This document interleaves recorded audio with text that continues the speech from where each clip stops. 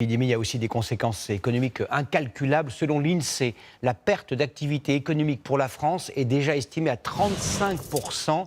Et pour 1 200 000 salariés qui se retrouvent au chômage partiel aujourd'hui, cela se traduit concrètement sur la fiche de paye du mois de mars qu'ils ont reçue ce matin. Mathieu Poissonnet et Jean-Philippe Eckett.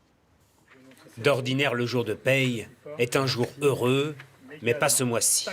J'ai une baisse de 300 effectivement, euros par rapport au chômage partiel. Vous avez une perte quand même sur une partie des 15 jours qui sont pris en charge par l'État. Depuis 15 jours, les 13 employés de cette chocolaterie sont au chômage partiel. Durant cette période, Bruno, vendeur, ne perçoit que 85% de son salaire. Je me dis que j'ai de la chance de quand même avoir un salaire. Aujourd'hui, j'ai un salaire qui est moindre, j'ai une perte, forcément. Et il faut savoir qu'on est dans une situation de crise et la crise, elle est pour tout le monde. Donc, On essaiera de trouver les moyens, à un moment où ça marchera un tout petit peu mieux, si ça veut bien reprendre assez rapidement, de peut-être leur trouver des heures supplémentaires à faire.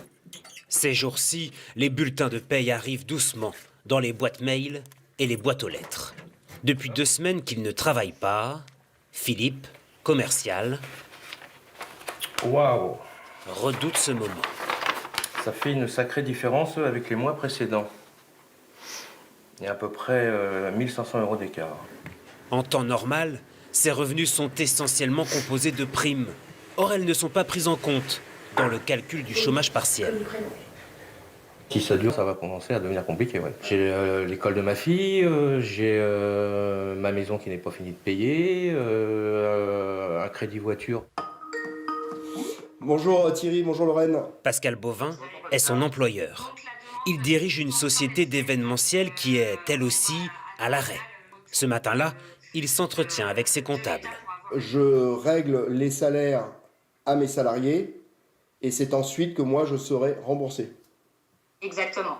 L'État s'engage à nous rembourser dans les 10 jours. Donc on espère que ça ne mettra pas trop à mal notre trésorerie.